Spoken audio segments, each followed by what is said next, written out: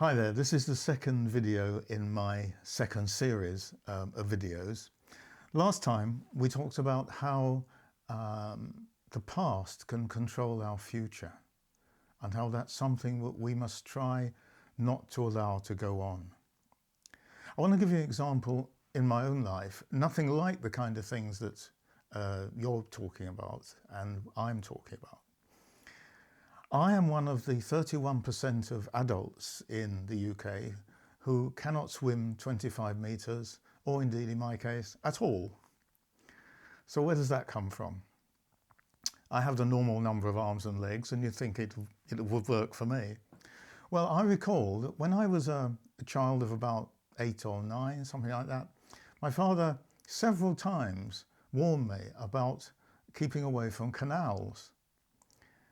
You may think that sounds a bit odd, but you must remember I was brought up in North London and there were no rivers or lakes or anything like that. The only water which was at all dangerous was canals. So that was the first point. Then later on, a couple of years later, I started to go with the entire class to swimming lessons, or in my case, not swimming, swimming lessons at the local swimming pool with my school. On the first day we went, we got into the pool, shallow end, obviously, horrible smell of chlorine, and immediately one of the other boys pushed my head underwater. And that, I think, traumatized me forever.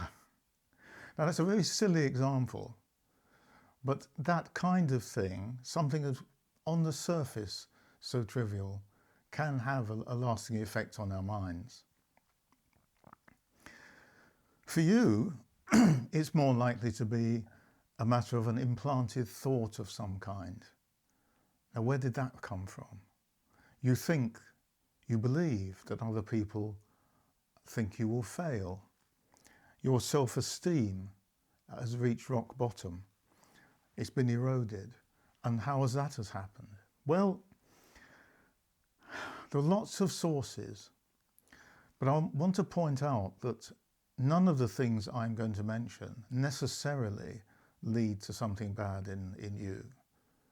It just depends on the individuals and your susceptibilities. Parents can have unwittingly caused problems for you.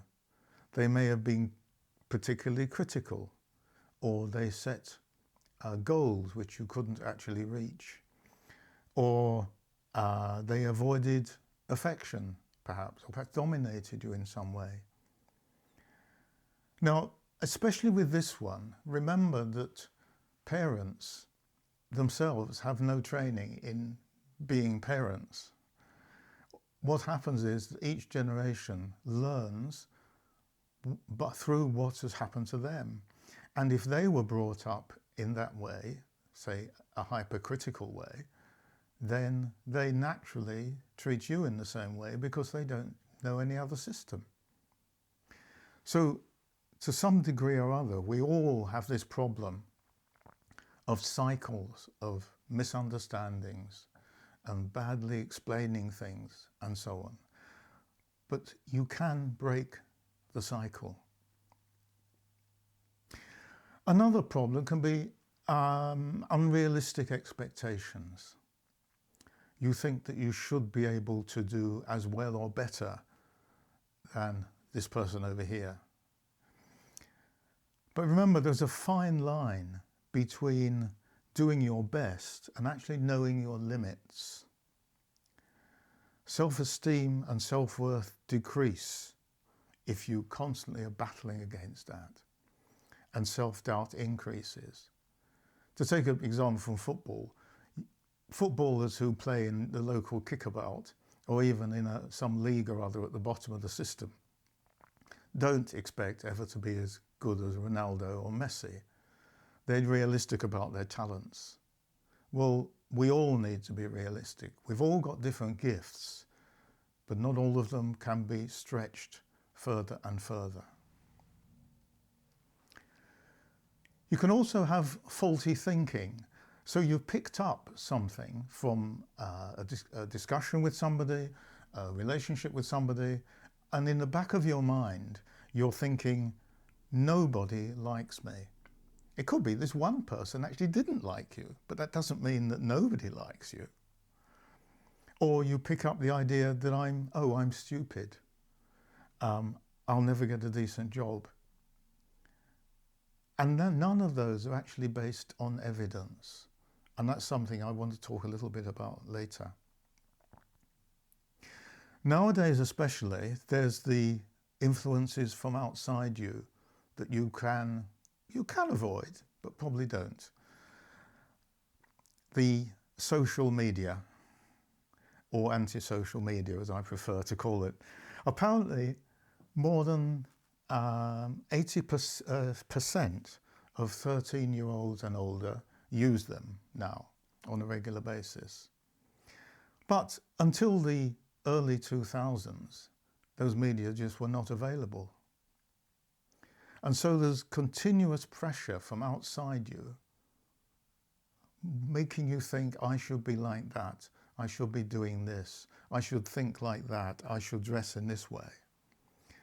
And see, I had no opportunity, because of how old I am, to be brainwashed like that by outside influences. And now the assumption can be that your worth consists of your physical attractiveness, your money, your power, your achievements in general, your education, and how many followers you have on TikTok or Instagram.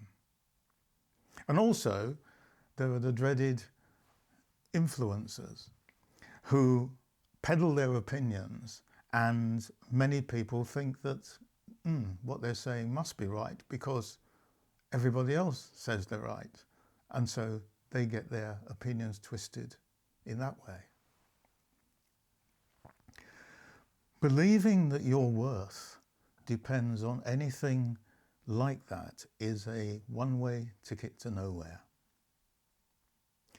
I want to read you a quotation which at first hearing might sound rather frightening.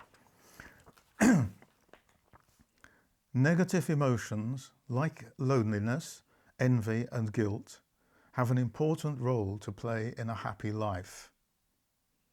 If I stop there, you'll be thinking, what?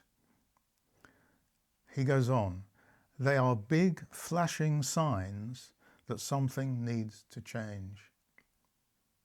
I just read that again straight through. Negative emotions like loneliness, envy and guilt have an important role to play in a happy life. They're big flashing signs that something needs to change.